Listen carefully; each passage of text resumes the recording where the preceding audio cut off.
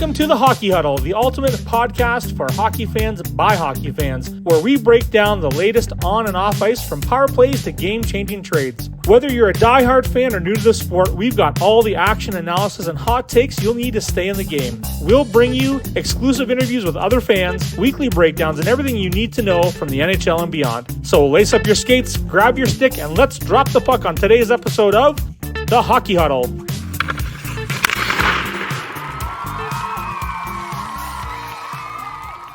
Here we are, episode 13, and you know what? We were talking before the podcast, and you had a great suggestion to start recording this thing. Let's record this shit, man, because oh my God, we were just going, doing pre-planning, and we're like, this is awesome. Let's just start recording now, man. It was good. We're like, oh, we missed it. So good. Let's start with fart smoke. Oh my God. So my dog comes in just before the pod starts, and all of a sudden she drifts one, and I'm like, what is that? Then she kind of looks at me. I don't know if dogs can wink, but she might have winked at me and went up the stairs and gone and just dusted me, right? So she winked at you with her butthole. Yeah, right? With her rusty sheriff's badge, kind of like, hey, there it is. Terrible. Thanks, Lola. Oh, my God. The squeaky balloon knot got you again. Oh, it's so bad, man. Dogs, yeah. And you don't know what's coming. There's no noise with her either, right? It just happened. Well, it's a talent. It's a talent. We should have hit record 10 minutes ago because there's literally a cat turd on the floor behind me, and my little guy, we're playing downstairs, and he goes, oh, turd, and I was like, I'm gonna take that. Yes. It was not shit. Hey, poop jokes. Here we go. Oh yeah, buddy. Well, you want to Rantanen and trade, buddy. Wow. Rantanen goes from Colorado to Carolina, and there's so much to unpack there. Oh my God. We talked at the beginning of the year that Carolina was going to have trouble scoring, right? Because they had, oh my gosh, dude, number 59, Gensel. He was in their lineup, and they they got him for Bunting, I think, and then they didn't sign him, so he left. Vian left. So they're two, I would say number 2 and number 3 goal scorers left that team. So we were questioning, what are they going to do? Well, I guess we now know what they're going to do. So Sebastian Aho, number 1, not number 2. The better Sebastian Aho. Carolina Hurricanes, and now you've added Mikko Rantanen, who is 6'4", 225, and the guy's got beast, eh? He's got to be one of the top skill guys in the league. I'd say he's in the top 20 at least of skilled players. I'm saying top 10, easy, maybe even top 5. He's real good. With you on top 10, absolutely. Yeah. He's going to score 40 goals this year. He could get to 90 points this year. Yeah. And what trouble is that going to cause in the East this year? And not to forget, and maybe the most the one that snuck kind of under the radar, Taylor Hall is part of that deal. And he is. Just added. Go ahead. More scoring. It's like a rebirth for Taylor Hall. He's sitting in Chicago. He's playing on the second line by himself with one of the Radish brothers there. Why don't you put him on this line? Let's. What did Chicago do? They traded Kirby Dach. They traded all this young talent so they could get the first overall pick. And now that he's surrounded by Foligno, right? Or Corey Perry. Yeah, we're all over the board here, but my God, Rantanen. My take on Rantanen just right away was Colorado, and I was pretty sure that this is what was going to happen. And I think there should be a couple changes because of this. So Colorado told Rantanen, we're not going to pay you more than McKinnon. So he's making 12.6. So if you're staying on board, they were saying around 11.75. I think they would have went to 12.5 or 12.59. Okay. Which with the cap going up to $97 million potentially in a year or two, then up to 105. There's going to be a ton of money to be had. Now the problem is because McKinnon signed his deal 2 years ago, almost 3 years ago, it's his deal has almost gone stale, right? So I think that hockey teams, if they negotiate with the player, it's not the player's right to not play, but if an NHL team wants to, if they want to renegotiate a player and then pay them more money, why not? It should be their right to be able to do so. If you're the hockey team, you're the boss. Why would you not have the option to pay the player more money? Because I'm sure the player would say yes. Then that would have fixed that whole Rantanen problem. Because did you see the interview with the coach Bedard, and then they talked to McKinnon and a bunch of the guys from Colorado? They were heartbroken, man. He was there for 9 years. He's a true friend. He's gone. But I think it was all about money. What do you think, Greg? So definitely all about money. He's pending UFA. He's 28 years old. His cap hit today is 9.25 mil. So he went like this is quote unquote a rental trade. So you went from Colorado's not going to get the deal done. That's what it sounds like. Yeah. Not going to happen. We're going to move him for some parts. They bring back Martin Nikas, which is okay, younger guy, less expensive, can score goals. Okay, I get that. Carolina takes all the risk. Carolina takes this risk on this guy who has to stay healthy, who now is a UFA, and like what happens in July, and you can't sign this guy, and he goes to the open market, and he's going to get 12.5. He's going to get 13. Is he going to get Mitch Marner money? Like, is that going to be a thing? Yeah. Well, they're comparing the two of them together, like Marner and Rantanen. Right. Now, so come on, tell me there's no way Carolina didn't say, listen, we'll do this deal, but let us talk to him and his agent before we ice this deal, because we want to know, hey, if you're looking for 16, dude, this is not going to happen. That's going to be a waste of your time and our time. And I'm not going to give up a Martin Nikas there. He's a good player, but he's no Rantanen. There's no way, right? He's 2 years younger. He is not Rantanen.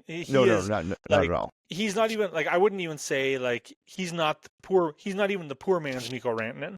I agree. Like but he's a good player. He's a solid dude. He's a horse. Like big move. Rantanen's moving to Carolina. Nika's going back to Colorado.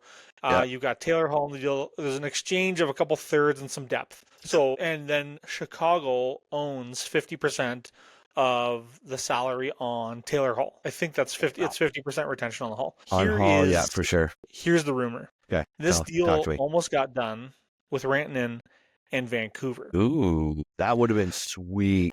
What now? For who? For Pettersson straight up? I don't know. Is it Pettersson? Well, so would you trade? Here's the question: would you trade Rantanen for Pettersson straight up? Yeah, I think I would definitely do that. It's probably better for both teams, right? Or would you trade him for Miller? Because the rumor is it's Pettersson or Miller. Now, right? If I'm Colorado, I don't want Miller because Miller's a bit older. Pettersson's 26 years old. Pettersson looks like he's got more potential. But does Vancouver want to move Miller or does Vancouver want to move Pettersson? I'll tell you right now. I went back and I watched some of our talks about Miller, and I laughed. It was funny as all get out because you and I were going back about him. If you're that good a player, why you move to 4 different teams? And we talked about him being an asshole. Guess what? He's an asshole. Nobody likes the guy. So, poison in the well, one guy. It's sort of like Phil Kessel. Now, Phil Kessel wasn't an asshole, but he was stopping the Leafs from their younger core because dude didn't work out, didn't come in, didn't put in the time. He just did whatever he did, ate hot dogs and scored goals, right? So, but he wasn't a leader, and he should have never been a leader, but that's why we got him. So in order to get rid of him, to change the whole outlook of our team, that's what we did. So this Miller guy, he's drafted by the Rangers. Rangers are like, this guy's trouble. Let's get rid of him, right? And then he went to Tampa. Tampa goes, this guy's what? Let's get rid of him. Vancouver's like, let's get rid of him. Guess what? If there's an asshole in the room and you look around and you can't see one, there's always one, and you can't see the asshole, you're the asshole. That's JT Miller. Now, it may be that he's trying to do it because he's hard on everybody and whatever, but guess what? People are human. And if you have a good person and they're at your work and they're just a jerk, you don't want them on your team. So I think Vancouver, that's who they want to trade. Everybody's coming for Pettersson and they're like, yeah, but we got JT Miller. And they're like, we don't want your problems. So let's add a little bit more. Let's add a little bit more juice to this drink here. Sure. Vancouver is 3 points out of the wild card spot behind Calgary. We'll talk about that in a second. What is Calgary doing right now?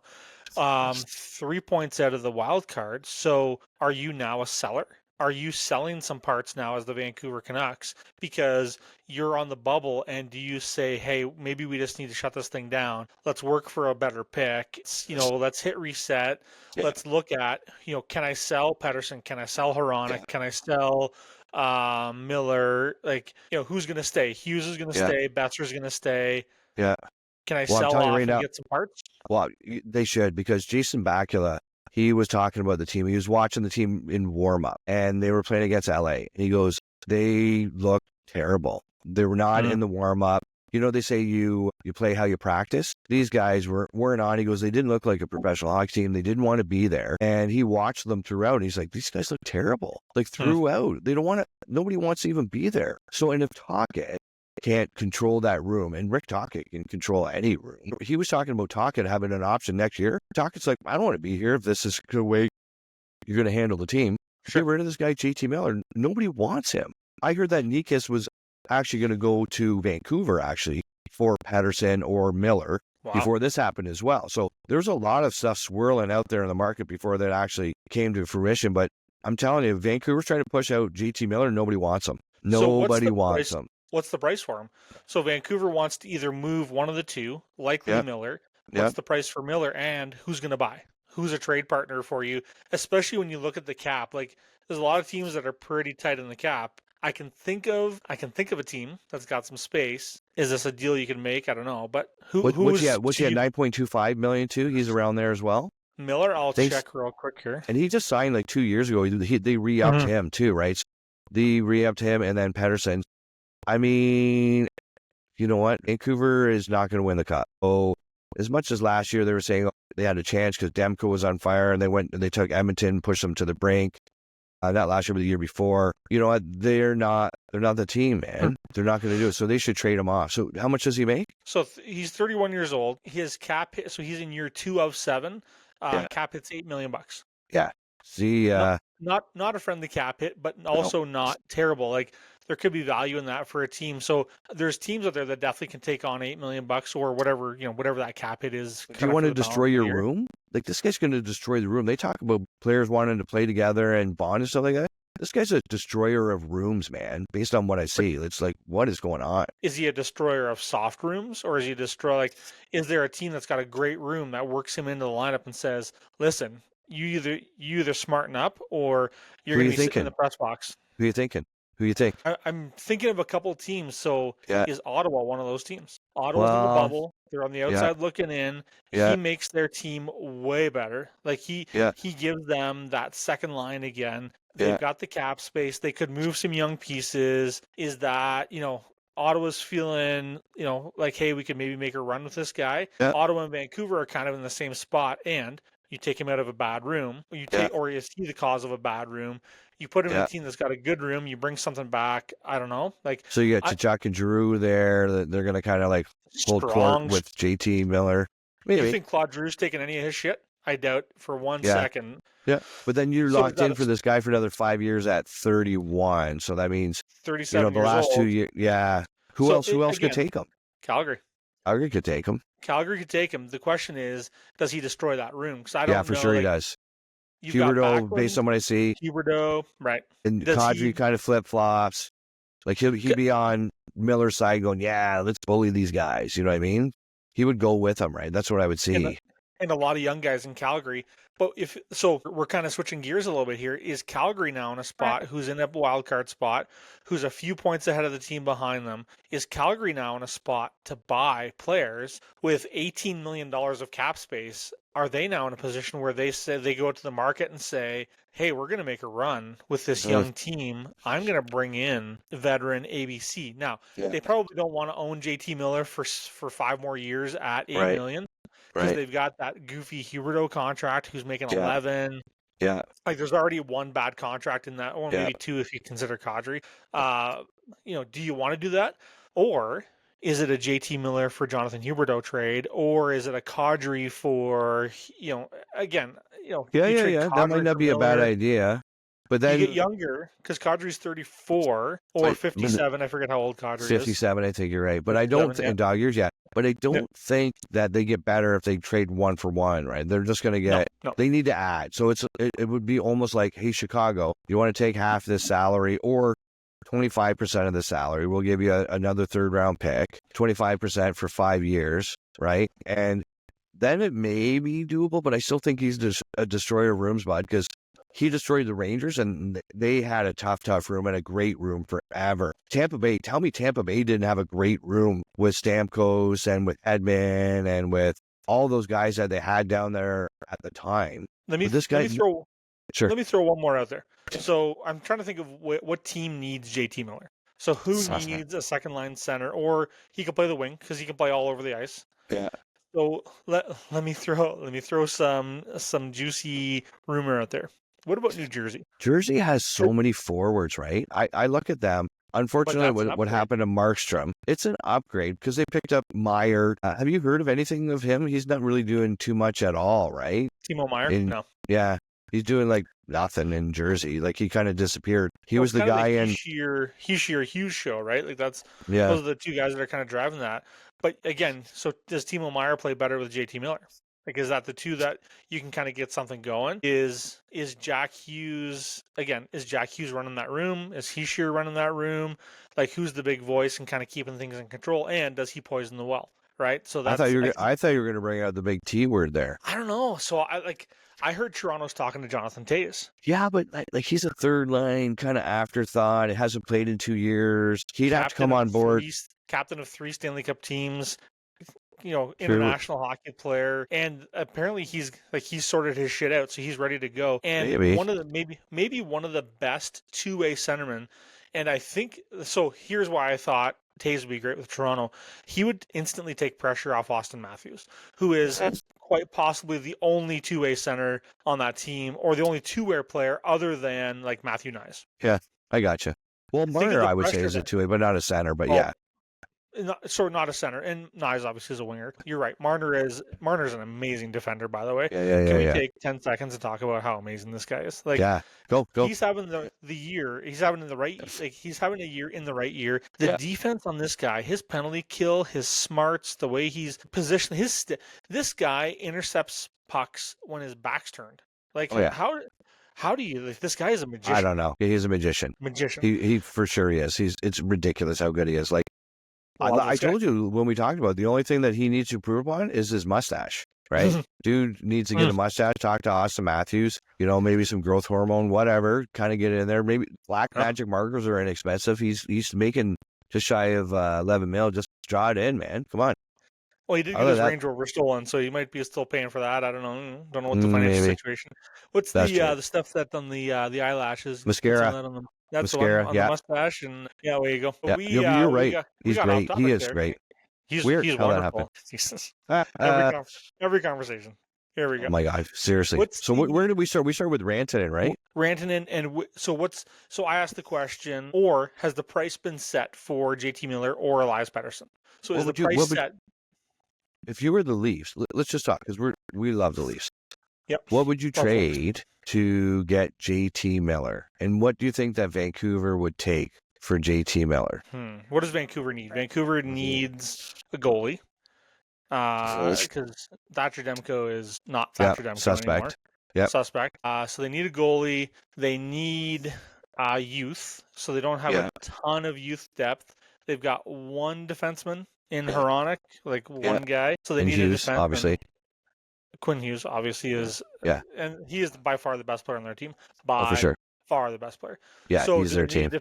They need a number 3 defenseman? Maybe, but what? So would they have to replace JT Miller? What are you thinking? I'm thinking something controversial and something I don't want to suggest. I'm not suggesting this, but I think Vancouver asks for Morgan Rielly. Okay, and that's where he's from. He's from Vancouver. So if you're going to move a player, I think the player you're going to move is Morgan Rielly, because Morgan Rieley's not having a great year. It's a change of environment. Yeah. He's from BC. 8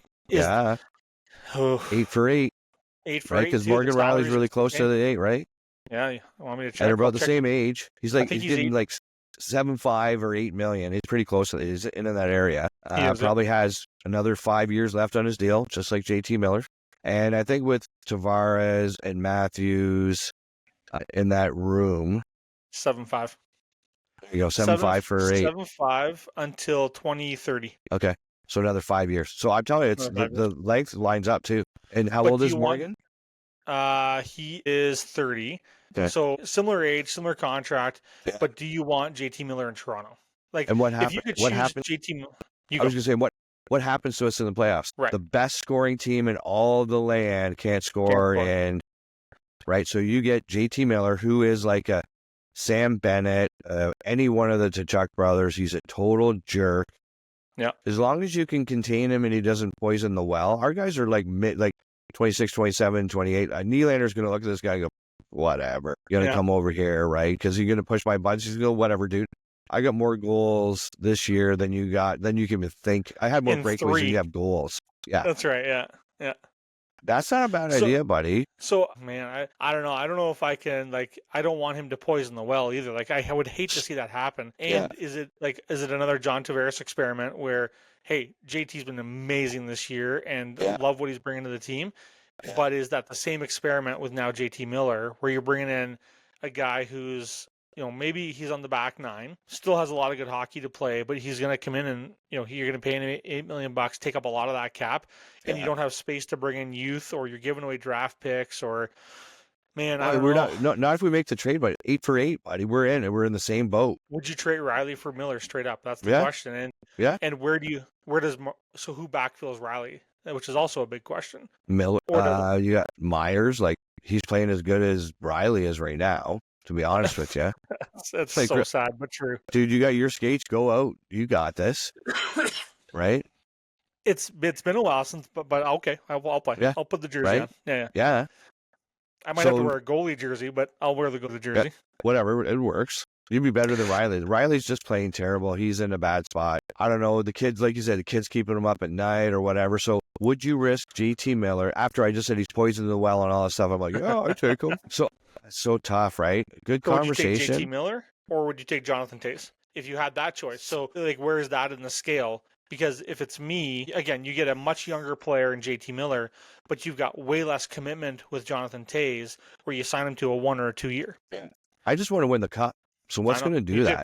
Me too. Right. So is Miller, is he the X factor?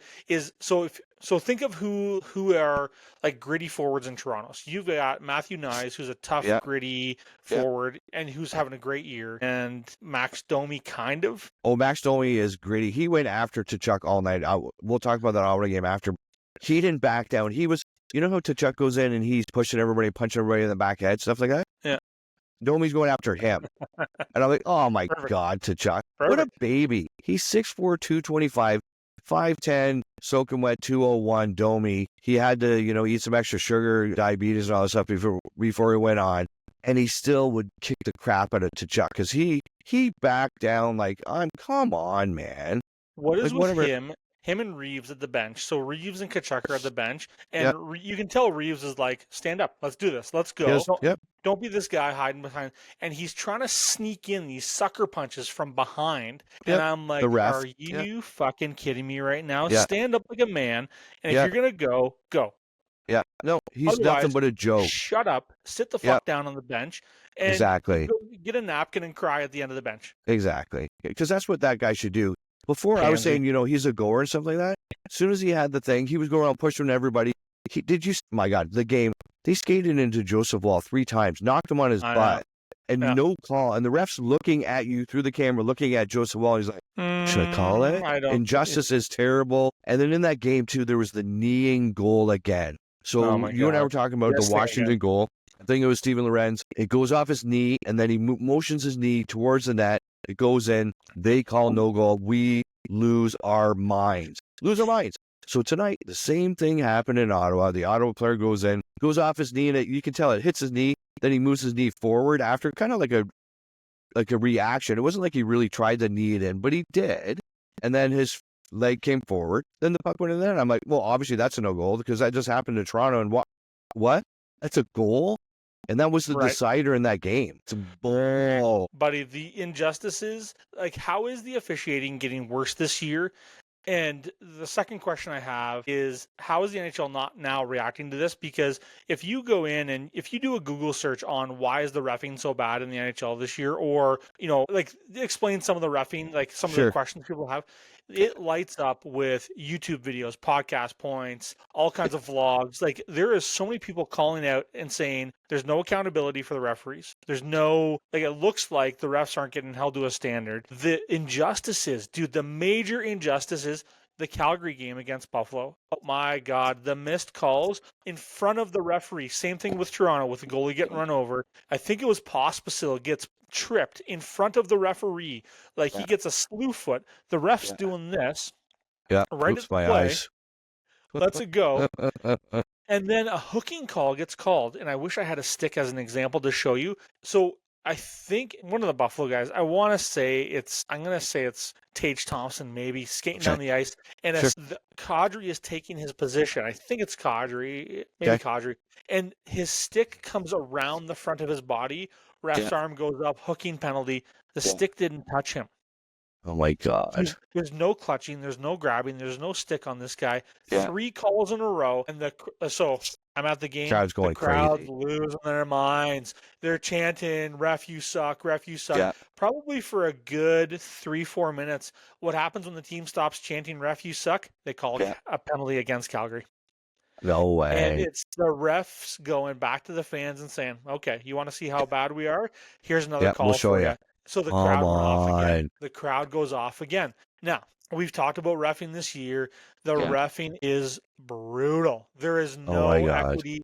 There's no balance in it. There's none of that.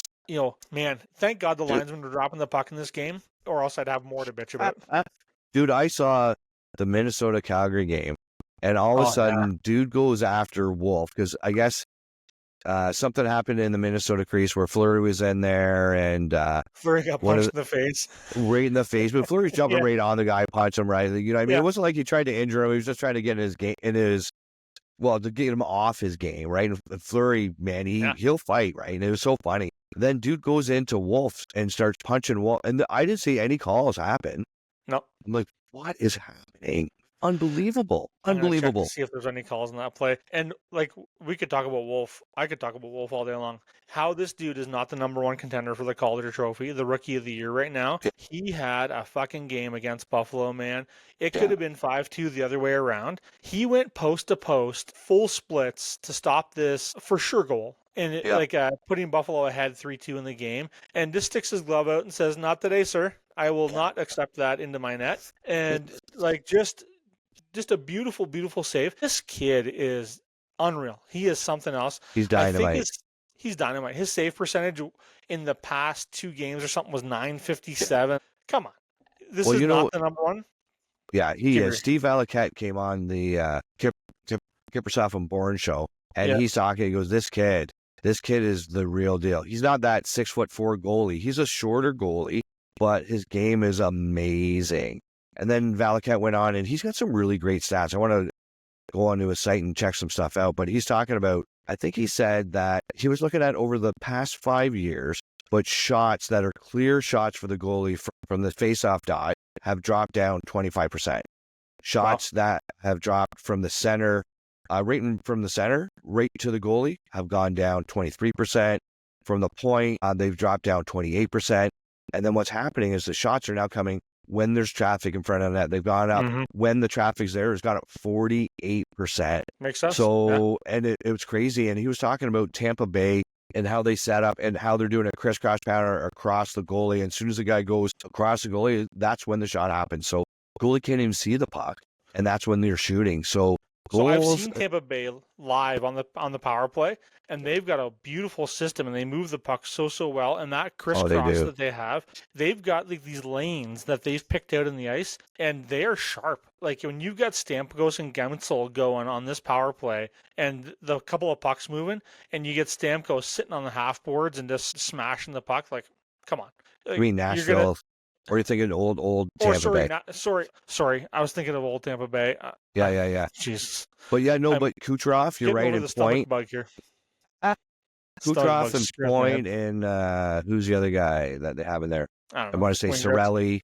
Like they definitely, Wayne Gretzky definitely did a great job for them. No, but they do. You're right. They do this crisscross, and they talked about it. And he said, Valakette said he slowed it down, and you can see he starts to wind. He doesn't even wind the shot until they're blocked. He said the goalie's blocked for 8 feet. He can't see at all. He goes, so goals against average are gone up overall as an average. And he's saying that players are getting a lot smarter when they're taking their shots, right? And so my friend Deb is always screaming at the TV, shoot the puck, shoot the puck, shoot the puck. And I gave her a hard time the other night because I was trying to describe to her, they're looking for a lane or when it's time to shoot so the goalie can't see. So if they're always shooting the puck, it could bounce off the other guy and come down and the guys get a breakaway the other way. So there's a reason why they pass the puck, because they're looking for an opening. She's watched every single one of our podcasts. So thanks, Deb. But I just wanted to Hi, Deb. And she wants us to talk a little bit of more non-stats stuff, but I'm like, sorry, we talk all stats. But anyways, she's the big person that keeps shoot the puck. She's a huge Nylander fan. On Tim Hortons, she picks Nylander all the time. Like, it never fails. He's on there. She picks him. It's her favorite player by far. Mr. Breakaway is Deb's definite favorite player.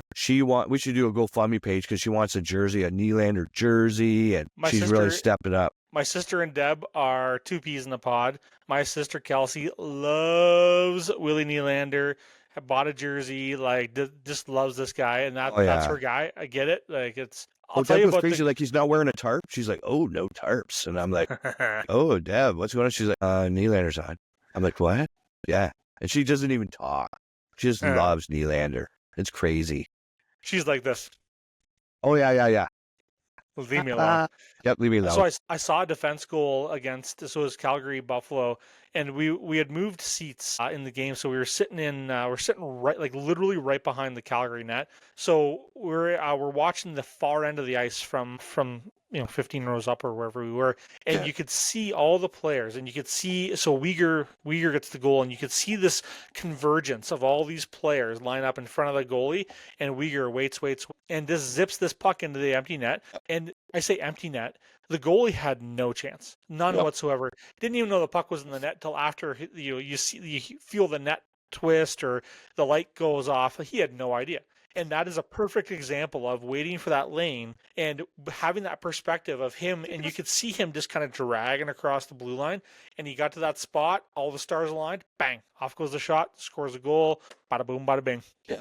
And they're doing it everywhere. And that's usually what they start doing in the playoffs, right? They'll wait till the playoffs come and they box everybody in front of the net and the goalie can't see anything. And that's what the Leafs were doing to Vasilevsky there. And that's where he became human. He's looking around everywhere. He can't see anything. And it's super, super smart to do that, right? It's unbelievable. So Valaket has the numbers, the stats to prove that in the NHL, the slot block shots are happening. I think he said at plus 48% over the past 5 years as the trend. And then open regular shots that goalies usually would take to kind of get warmed up and kind of get out there are no longer happening. No longer. Being a goalie's a tough gig. It is, any young man's gig. Like, the older goalies, you got softer reflexes and your eyes aren't working so great. Forget it. You're out of luck. So yeah, you're done. Hey, have you ever seen there's a couple Facebook pages or groups out there where you get an MLB umpire stats for the game. So I haven't. Cool. Missed balls, missed strikes, missed outs, missed safe, all that kind of stuff. And what it does is it shows a picture of the plate and it shows your, all the stats of the umpire, and it kind of gives the umpire a rating. And sometimes the ratings come back and they say, like, there's a threshold. So if you were 95% accurate behind the plate, that's a really good rating. Like, for sure. You're human. You're going to miss calls here and there. Like, that's going to happen. And that's kind of what this is about, is that there's a threshold. And there's a few umpires where they get called out and they are like, you missed 34 calls, balls and strikes over the course of 150 pitches. Brutal. So I love that. I love that there's an evaluation of that referee, that umpire, and that does not exist in the NHL that I've seen. There's a website out there, I think it's called Rate My Ref or something like that, but it doesn't do what this Facebook page does, which is really evaluates like how the ref performed in calls, missed calls, offsides, missed icings, like wave offs, all this kind of stuff. There needs to be that metric where the refs, and here we are bitching about the refs again, where the refs have that accountability, and that maybe like the public pressure showed in that Calgary game where the refs said, screw you, I'm going to call another penalty then. And it's going to be a stupid penalty. And that's what you get. Like, there's got to be some evaluator like that. Well, if I don't want to bitch about the refs the whole pod, by the way. No, I know. But see if Gary Bettman and the whole NHL came down and said, okay, what are some of the things that, and there's no silly answers, what would you do in order to change or improve overall refereeing fairness throughout the entire league? What are some of the things that you should do? So here's one thing. At every face-off dot, a guy doesn't drop the puck anymore. It comes shooting up from underneath, straight up, and it's random, right? So there's no ref dropping the puck. It just shoots straight up. Like they did in the old games, it would just pop up at the beginning of the game, like in that. Love that game, buddy. Love it. So good, right? What is like dome hockey kind of thing? Yeah, so the puck's going to pop up. Right? There you go. Boom. There's your face-off. Done. If it's an offside, there's a tracker in the puck. So if the puck crosses the line before the skate, and there's trackers and all the player skates, and it's easy to just put it in there. So It's that's an actually in their automatic. jerseys. Oh They yeah, in have their them now. jersey. They're in their jerseys, yeah. So just Perfect. put them in the skates. Yep. Put them in your skates. Boom, done. Yeah. So that there's offsides. So offsides, icing, same thing. I think they've done a great job with icing. Kind of going over. No players are getting hurt how they used to. Great job with that. So icings and face-offs, done. Okay. Yep. If a stick hits somebody in the face, right, on a follow-through, however they judge it, then they look at the intent of the high stick. If it's an accidental high stick and the guy really didn't mean to do it, and you can tell most time, not all the time, but most times, then that's no call anymore. Because it was there because back in the day when people didn't wear masks or visors or whatever, or you would players would come at you and swing their sticks like a tomahawk. And like they would battle with their sticks, right? That's how it was. Not anymore. So high sticking penalties, we should like whatever. They need to change it so to make it easier on the ref. Or do they have also 2 referees in the sky watching? So one's watching one zone and one or 3. One's watching for example, the Leaf zone, the Ottawa zone, and then someone's watching the center zone. If there's any penalties that are happening in there, they can either call down to the refs to let them know, whatever. I'm not sure what it looks like. And then obviously teams would have to adapt. They're like, oh, they're watching us everywhere. You can't get away with anything. But I don't know, like, how do you make it better? Like right? Eye in the sky is a great idea. You got to keep refs. So I was thinking about that as you're talking about it. You got to keep refs on the ice because there's going to be a skirmish and you need somebody to break it up. Like there has to be people to break up these, like the tussles, the fights, all that kind of stuff. But having an eye in the sky where you have a ref that just watches the offensive zone inside 1, the offensive zone inside 2, and then the neutral zone. You have just a guy that like oversees that. And if your ref misses something, a whistle gets blown remotely. So, the ice goes red, the play stops, and they buzz Buddy in his earpiece and say, hey, it was high sticking, tripping, interference, cross checking, whatever it is. Exactly. And the penalty gets called. Or you go the other way and you start letting more stuff go. And you start letting I like the offside rule. I like the icing rule. It's part of the game. I get it. Like it's a unique part of that game. But I think you got to start letting some of that. Man, I don't know. Well, the other thing too it's tough, right? So, but I mean, that's what they got to start talking about. Like, here's the other thing with the offside. If, for example, if the play goes offside, it was so close that you couldn't even tell, and the play goes on for longer. We kind of talked about this before. Longer than 15 seconds. Guess what? It's now no longer an offside. The play stands. If there's a goal scored after the 15 seconds from when the time frame, you can't call it back. That's BS. Right. And it was meant to be. There were some really, really bad calls that weren't there. So the rules are put in place to stop those calls. Now it's being used for different things. Like you can do a coach's challenge to call back a goal that the offside had nothing to do with why the goal was scored. Like, come on. Like, what about let's figure this out. The kicking rule? Like, I would abolish the kicking rule too. So, like, the rule is distinct kicking motion. Yeah. Why isn't that a goal? Yeah, it's a goal. It's a goal. You're in front of the net. You're mixing it up. Your stick's tied up. Okay, boink. I'm going to kick it in. Yep. Who cares? Exactly. Like, what does it matter? Like, so they used to be able to direct it in with your skate all the time. You see guys go, and then turn their skate. Boom. That was a goal all day long in the 80s, in the 90s, early 2000s. That's a goal. Oh, they've gone too far. I think almost everything should be a goal. Like, let's call it goals. We want more goals. Let's call it goals, right?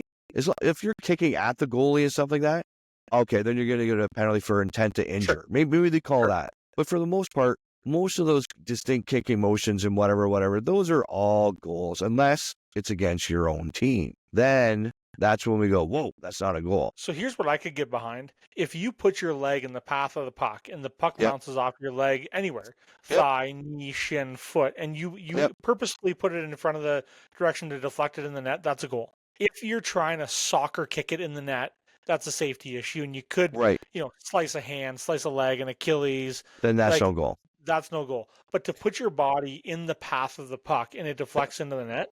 Yep, that's a goal. I agree. All day long. Yep, all day long. They should change that rule.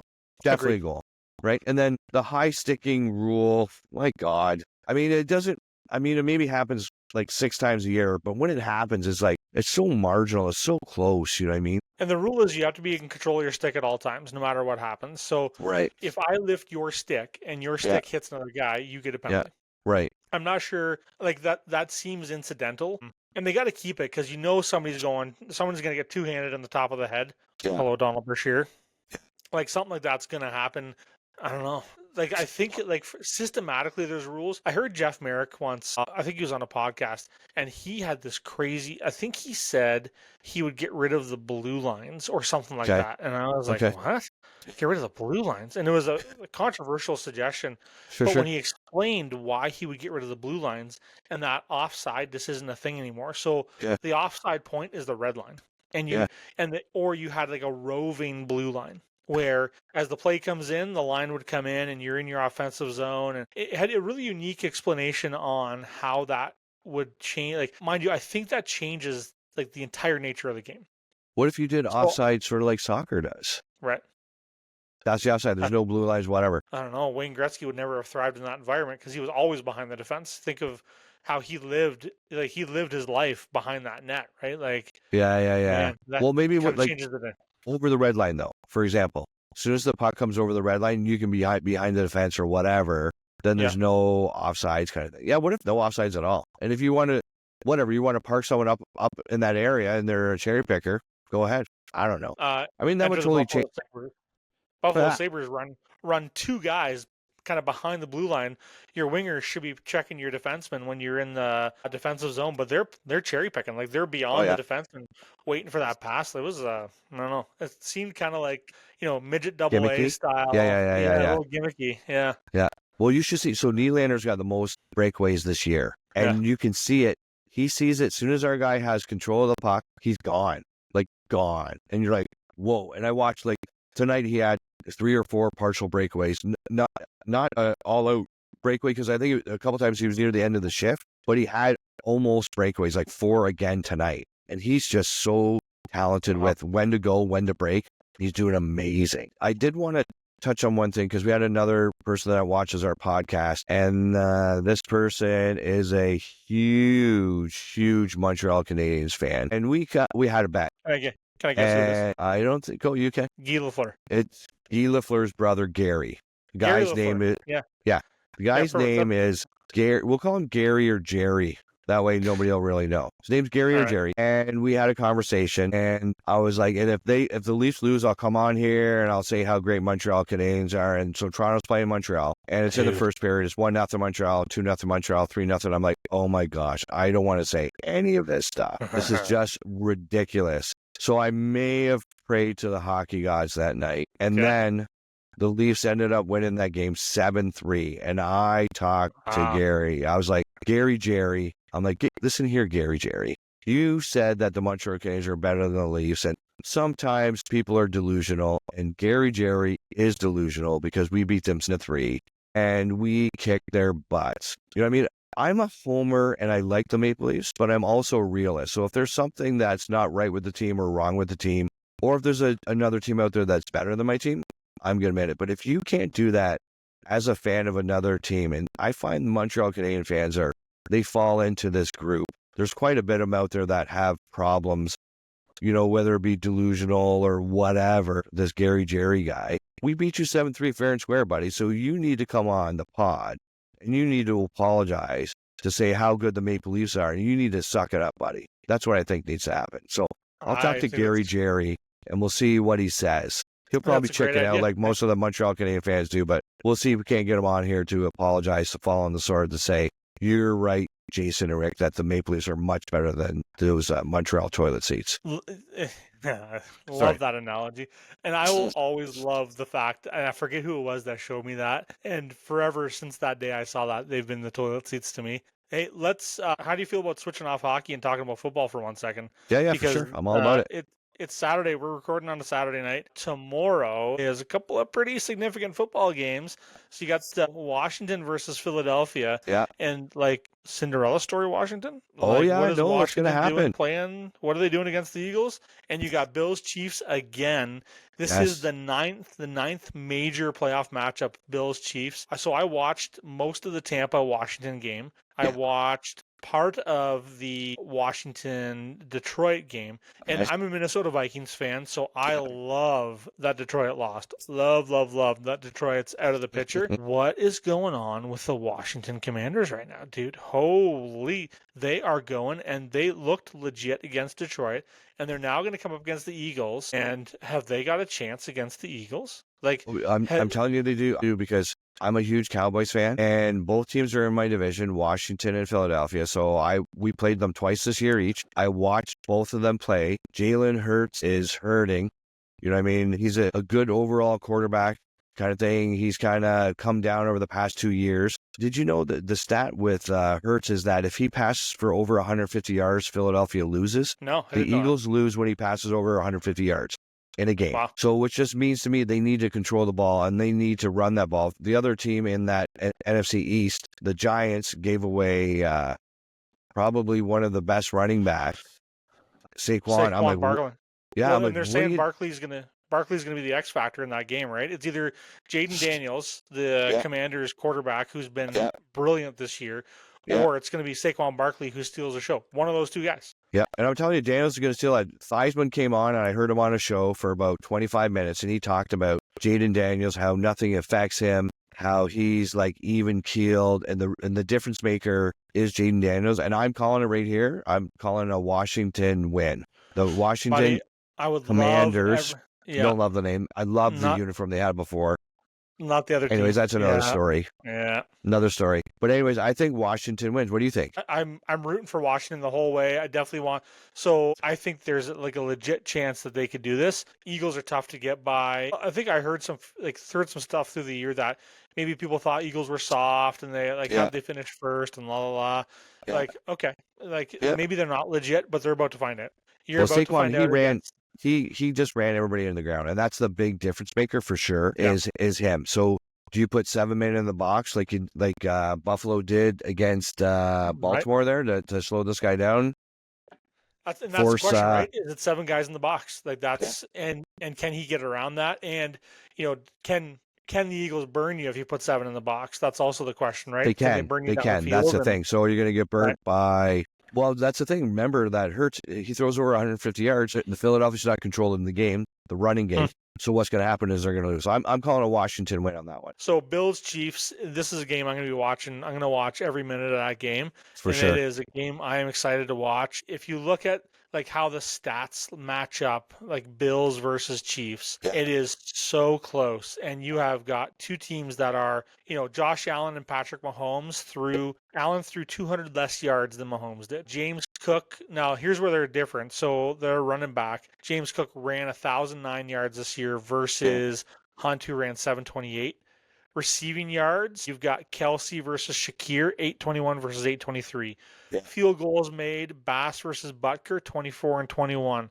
Like the stats. But look at the quarterback. So Josh Allen threw 28 touchdowns and only 6 interceptions. I know. Where you got Mahomes threw 26 and 11 interceptions.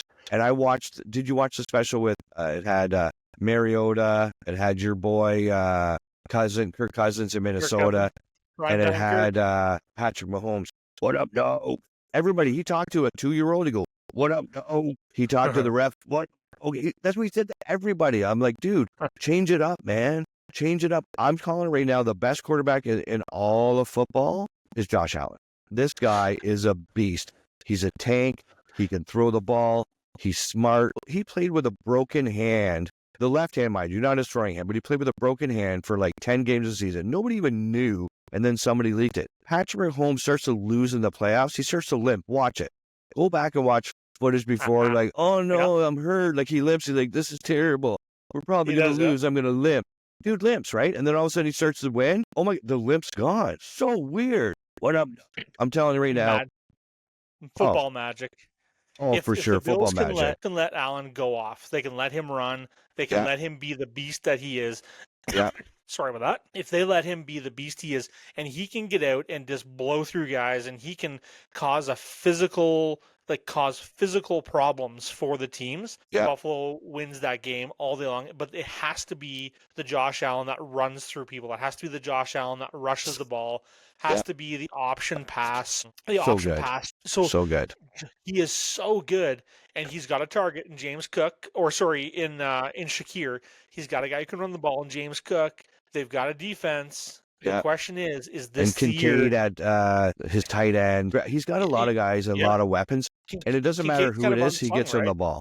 Yeah, for sure he is. So I'm telling you, I'm calling a Buffalo win, man. It's going to be a Buffalo-Washington NFL Super Bowl, and that's who's going to be in the Super Bowl. I'm calling right now. That's what I'm calling. What are you calling? And I think a lot of people are feeling the same way we are, where I really hope it's a Washington-Buffalo Super Bowl. Like, I hope that is the thing. Oh, my God. So my buddy called me. He goes, Jay. He goes, guess what? I go, what? He goes, roughing the passer on Buffalo already. I'm like, what? He goes, yeah, the game hasn't started. There's a roughing the passer call. They're just starting to, count them right now. Roughing the passer, offside Buffalo. I'm like, what? The refs, man. Post. Yeah. Oh, it was terrible. I'm telling you, referees get swayed to the teams that are the up-and-coming teams, and they sometimes teams earn it, but when it's like too far, come on. Let the teams play. Talk about injustices. Dude, roughing the passer. Jesus, dude, it's so bad. The Facebook post I saw said Bills are on the plane on their way to Kansas City, and they've already been called for roughing the passer penalty. I'm telling you, like Josh Allen had 3 guys on him, and then a 4th guy came in and hit him in the helmet with his helmet. There was no call. No call. And boom. The guy ran past Patrick Mahomes extra fast, and he got a roughing the passer. Come on. Yeah. And that's 15 yards. That's not a little penalty. Like no. It's a difference maker. And so the NFL's got to protect their stars with these penalties, but they got to protect all the stars. They can't just protect Patrick Mahomes. Right.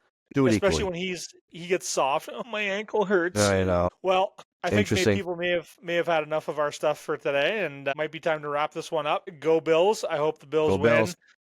And we'll talk to you all next week. Sounds good. Check us out on Facebook, Instagram, TikTok. Hey, TikTok's alive again. YouTube, Apple Podcasts, Podbean, all those channels. Love to see your comments. We want to interact with you. So don't hesitate to send us a message and give us some ideas. We want to hear what you want us to talk about. So thanks for listening, and we'll see you next week. See you next week. Thanks for tuning in to the Hockey Huddle and hanging out with us through all the slap shots, big hits, and highlight reel plays. Whether you're a diehard fan or just getting into the game, we appreciate you being part of our hockey family. Don't forget to subscribe, leave a review, and hit us up on social media with your thoughts, questions, or hot takes. We love hearing from you. Until next time, keep your stick on the ice, your head up, and we'll catch you in the next period. Take care, everyone.